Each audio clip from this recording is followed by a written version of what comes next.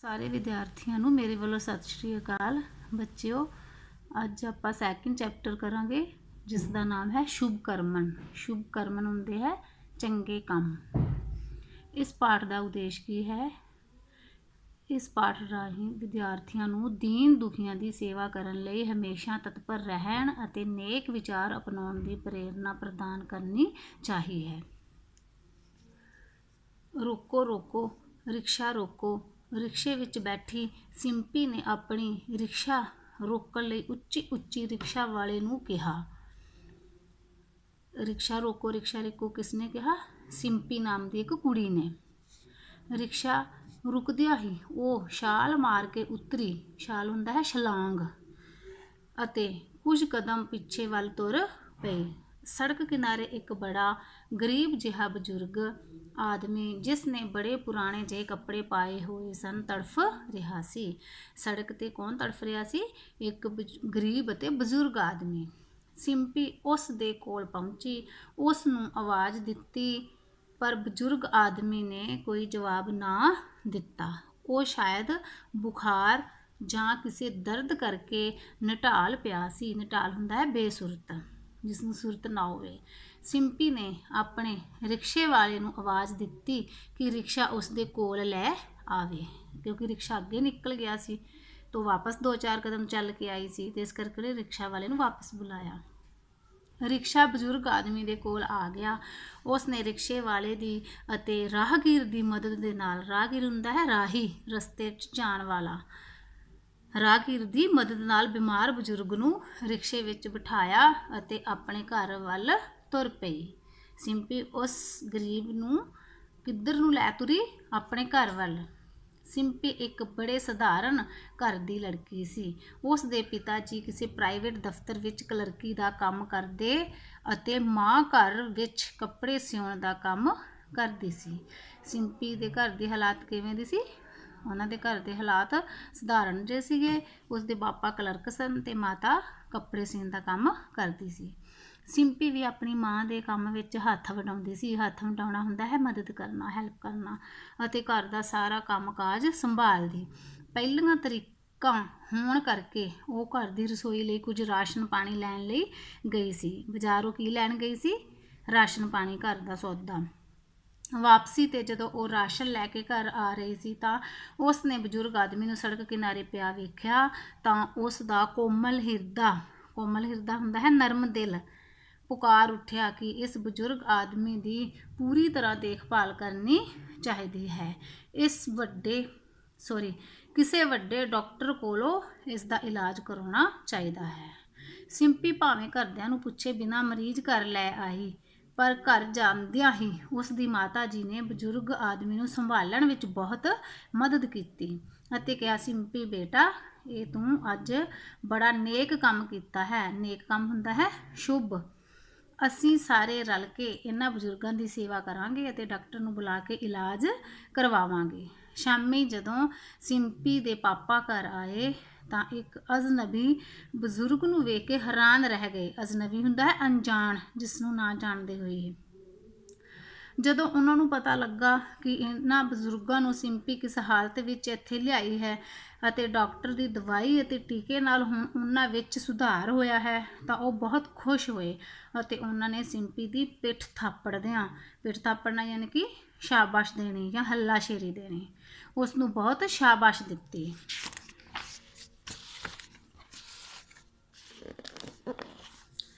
ਸਾਰੇ ਪਰਿਵਾਰ ਦੀ ਸੇਵਾ ਅਤੇ ਡਾਕਟਰ ਦੀ ਦਵਾਈ ਨਾਲ 4-5 ਦਿਨਾਂ ਵਿੱਚ ਹੀ ਬਜ਼ੁਰਗ ਕਾਫੀ ਠੀਕ ਹੋ ਗਏ।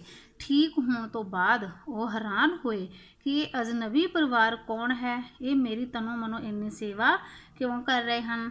ਜਦੋਂ ਉਹਨਾਂ ਨੂੰ ਪਤਾ ਲੱਗਾ ਕਿ ਸਿੰਪੀ ਉਹਨਾਂ ਨੂੰ ਨਿੰਮ ਬੇਹੋਸ਼ੀ ਦੀ ਹਾਲਤ ਵਿੱਚ, ਨਿੰਮ ਬੇਹੋਸ਼ੀ ਯਾਨੀ ਕਿ ਬਹੁਤ ਜ਼ਿਆਦਾ ਬਸੁਰਤ ਪਏ ਸੀ, ਚੁੱਕ ਕੇ ਲਿਆਈ ਹੈ, ਤਾਂ ਉਹ ਉਸ ਨਾਲ ਨਾਰਾਜ਼ ਹੋਏ ਕਿ ਮੈਨੂੰ ਉੱਥੋਂ ਕਿਉਂ ਚੁੱਕ ਕੇ ਲਿਆਂਦਾ ਹੈ। ਪਰ ਸਿੰਪੀ ਉਹਨਾਂ ਦੀ ਨਾਰਾਜ਼ਗੀ ਤੋਂ ਬੇਪਰਵਾਹ ਯਾਨੀ ਕਿ ਅਣਗਹਿਲੀ ਜੀ, ਉਹਨੇ ਅਣਸੁਣੀ ਕਰਤੀ, ਆਪਣੀ ਧੁਨ ਵਿੱਚ ਉਹਨਾਂ ਦੀ ਸੇਵਾ ਕਰਦੀ ਰਹੀ। ਧੁਨ ਯਾਨੀ ਕਿ ਪੂਰੇ ਉਤਸ਼ਾਹ ਦੇ ਨਾਲ ਉਹਨਾਂ ਦੀ ਸੇਵਾ ਕਰਦੀ ਰਹੀ। ਹੁਣ ਬਜ਼ੁਰਗ ਆਦਮੀ ਦਾ ਵੀ ਉਸ ਪਰਿਵਾਰ ਨਾਲ ਅਤੇ ਖਾਸ ਕਰਕੇ ਸਿੰਪੀ ਨਾਲ ਪਿਆਰ ਹੋ ਗਿਆ ਸੀ। ਇੱਕ ਦਿਨ ਬਜ਼ੁਰਗ ਆਦਮੀ ਨੇ 2 ਘੰਟੇ ਬਾਹਰ ਜਾਣ ਦੀ ਇਜਾਜ਼ਤ ਮੰਗੀ। ਇਜਾਜ਼ਤ ਯਾਨੀ ਕਿ ਆਗਿਆ। ਤਾਂ ਸਿੰਪੀ ਨੇ ਕਿਹਾ ਕਿ ਤੁਸੀਂ ਭਾਵੇਂ ਬਾਹਰ 4 ਘੰਟੇ ਲਗਾਓ, ਪਰ ਮੈਂ ਤੁਹਾਨੂੰ ਇਕੱਲਿਆਂ ਬਾਹਰ ਨਹੀਂ ਭੇਜਣਾ, ਮੈਂ ਤੁਹਾਡੇ ਨਾਲ ਜਾਵਾਂਗੀ।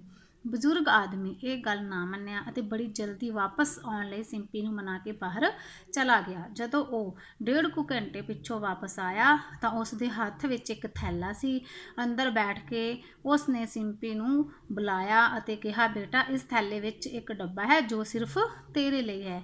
ਬਜ਼ੁਰਗ ਕੀ ਲੈ ਕੇ ਆਏ ਸਨ ਉਸ ਵਾਸਤੇ ਲਈ? ਬਾਹਰ ਜਾਣ ਦਾ ਬਹਾਨਾ ਬਣਾ ਕੇ ਉਹ ਆਪਦੇ ਘਰੋਂ ਇੱਕ ਥੈਲਾ ਲੈ ਕੇ ਆਏ ਸੀ ਜਿਸ ਵਿੱਚ ਕੁਝ ਗਹਿਣੇ ਗੱਟੇ ਸਨ। ਸਿੰਪੀ ਨੇ ਥੈਲੇ ਵਿੱਚੋਂ ਡੱਬਾ ਕੱਢ ਕੇ ਖੋਲ੍ਹਿਆ ਤਾਂ ਉਸ ਦਾ ਮੂੰਹ ਖੁੱਲ੍ਹੇ ਦਾ ਖੁੱਲ੍ਹਾ ਹੀ ਰਹਿ ਗਿਆ। ਮੂੰਹ ਖੁੱਲ੍ਹੇ ਦਾ ਖੁੱਲ੍ਹਾ ਰਹਿਣ ਦਾ ਅਰਥ ਹੁੰਦਾ ਹੈ ਵੀ ਬੜੇ ਹੈਰਾਨ ਹੋ ਜਾਣਾ। ਇਹ ਕੀ? ਇਹ ਬੇਟਾ ਕੁਝ ਗਹਿਣੇ ਹਨ ਜੋ ਤੇਰੇ ਕੰਮ ਆਉਣਗੇ। ਤੂੰ ਮੇਰੀ ਇੰਨੀ ਸੇਵਾ ਕੀਤੀ ਹੈ, ਇਹ ਥੋੜ੍ਹੇ ਜਿਹੇ ਸੋਨੇ ਦੇ ਗਹਿਣੇ ਤੇਰੀ ਮਹਾਨ ਸੇਵਾ ਦੇ ਬਦਲੇ ਬਹੁਤ ਤੁੱਛ ਹਨ। ਤੁੱਛ ਯਾਨੀ ਕਿ ਘੱਟ ਹਨ। ਜੇ ਤੂੰ ਮੈਨੂੰ ਇੱਥੋਂ ਚੁੱਕ ਕੇ ਨਾ ਲਿਆਉਂਦੀ ਤਾਂ ਮੈਂ ਕਦੋਂ ਦਾ ਮਰ ਖਪ ਗਿਆ ਹੋਣਾ ਸੀ।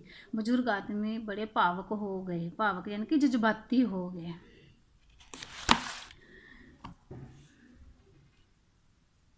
ਸਿੰਪੀ ਸੋਨੇ ਦੇ ਗਹਿਣਿਆਂ ਨੂੰ ਵੇਖ ਕੇ ਬੜੀ ਹੈਰਾਨ ਹੋਈ। ਉਹ ਤਾਂ ਉਸ ਬਜ਼ੁਰਗ ਨੂੰ ਬੜਾ ਗਰੀਬੜਾ ਜਿਹਾ ਸਮਝ ਰਹੇ ਸੀ, ਪਰ ਉਹ ਲੱਖਾਂ ਰੁਪਏ ਦੇ ਗਹਿਣੇ ਵੇਖ ਕੇ ਕਿਸੇ ਕਿਸਮ ਦੇ ਲਾਲਚ ਵਿੱਚ ਨਾ ਆਈ। ਉਸ ਨੇ ਕਿਹਾ, ਮੈਂ ਅਤੇ ਮੇਰੇ ਮਾਤਾ ਪਿਤਾ ਨੇ ਕਿਸੇ ਲਾਲਚ ਕਰਕੇ ਤੁਹਾਡੀ ਸੇਵਾ ਨਹੀਂ ਕੀਤੀ। ਕਿਸੇ ਵੀ ਬਿਮਾਰ ਅਤੇ ਬਜ਼ੁਰਗ ਦੀ ਸੇਵਾ ਕਰਨੀ ਸਾਡਾ ਫਰਜ਼ ਹੈ। ਫਰਜ਼ ਹੁੰਦਾ ਹੈ ਕਰਤੱਵ। ਇਸ ਕਰਕੇ ਮੈਂ ਇਹ ਗਹਿਣੇ ਨਹੀਂ ਲਵਾਂਗੀ। ਸਿੰਪੀ ਨੇ ਉਹ ਗਹਿਣੇ ਲੈਣ ਤੋਂ ਮਨਾ ਕਰਤਾ ਕਿਉਂਕਿ ਉਹ ਪਰਿਵਾਰ ਲਾਲਚੀ ਨਹੀਂ ਸੀ, ਉਹ ਇਮਾਨਦਾਰ ਪਰਿਵਾਰ ਸੀ। ਅੱਜ ਕੱਲ੍ਹ ਤੇ ਬੇਟਾ ਆਪਣੇ ਸਕੇ ਵੀ ਫਰਜ਼ ਨਹੀਂ ਸਮਝਦੇ।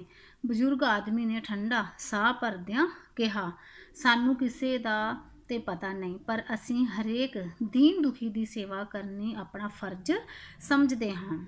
ਦੀਨ ਦੁਖੀ ਯਾਨੀ ਕਿ ਗਰੀਬ ਔਰ ਦੁਖੀਆ। ਸਿੰਪੀ ਨੇ ਕਿਹਾ। ਅੱਗੋਂ ਸਿੰਪੀ ਕੀ ਕਹਿੰਦੀ ਹੈ ਕਿ ਸਾਨੂੰ ਲੋਕਾਂ ਦੇ ਬਾਰੇ ਕੁਝ ਨਹੀਂ ਪਤਾ, ਅਸੀਂ ਤਾਂ ਸਿਰਫ ਖੁਦ ਗਰੀਬਾਂ ਦੀ ਤੇ ਦੁਖੀਆਂ ਦੀ ਸੇਵਾ ਕਰਨੀ ਆਪਣਾ ਧਰਮ ਸਮਝਦੇ ਹਾਂ। ਤੇਰੀ ਮਰਜ਼ੀ ਬੇਟਾ, ਮੈਂ ਬਦੋ-ਬਦੀ ਤਾਂ ਕੋਈ ਚੀਜ਼ ਦੇ ਨਹੀਂ ਸਕਦਾ। ਬਦੋ-ਬਦੀ ਯਾਨੀ ਕਿ ਜ਼ਬਰਦਸਤੀ। ਹਾਂ, ਪਰ ਮੈਂ ਅਸੀਸਾਂ ਅਤੇ ਆਸ਼ੀਰਵਾਦ ਤਾਂ ਤੈਨੂੰ ਦੇ ਹੀ ਸਕਦਾ ਹਾਂ।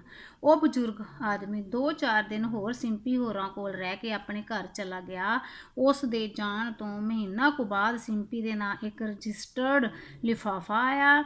ਉਸ ਨੇ ਖੋਲ੍ਹ ਕੇ ਪੜ੍ਹਿਆ ਤਾਂ ਉਹ ਉੱਥੇ ਦੀ ਉੱਥੇ ਹੀ ਖਲੋਤੀ ਰਹਿ ਗਈ। ਉੱਥੇ ਦੀ ਉੱਥੇ ਖੜੀ ਰਹਿਣ ਦਾ ਮੀਨਿੰਗ ਵੀ ਮਤਲਬ ਬੜੇ ਹੈਰਾਨ ਹੋ ਜਾਣਾ। ਉਸ ਵਿੱਚ ਵਕੀਲ ਵੱਲੋਂ ਤਿਆਰ ਕੀਤੀ ਇੱਕ ਵਸੀਅਤ ਸੀ। ਵਸੀਅਤ ਹੁੰਦੀ ਹੈ ਕਾਨੂੰਨੀ ਦਸਤਾਵੇਜ਼ ਹੁੰਦਾ ਹੈ, ਜਿਸ ਵਿੱਚ ਉਸ ਬਜ਼ੁਰਗ ਨੇ ਆਪਣੀ ਕਰੋੜਾਂ ਰੁਪਏ ਦੀ ਜਾਇਦਾਦ ਸਿੰਪੀ ਦੇ ਨਾਮ ਕਰ ਦਿੱਤੀ ਸੀ। ਜਾਇਦਾਦ ਸੰਪੱਤੀ ਹੁੰਦੀ ਹੈ, ਪ੍ਰੋਪਰਟੀ ਹੁੰਦੀ ਹੈ।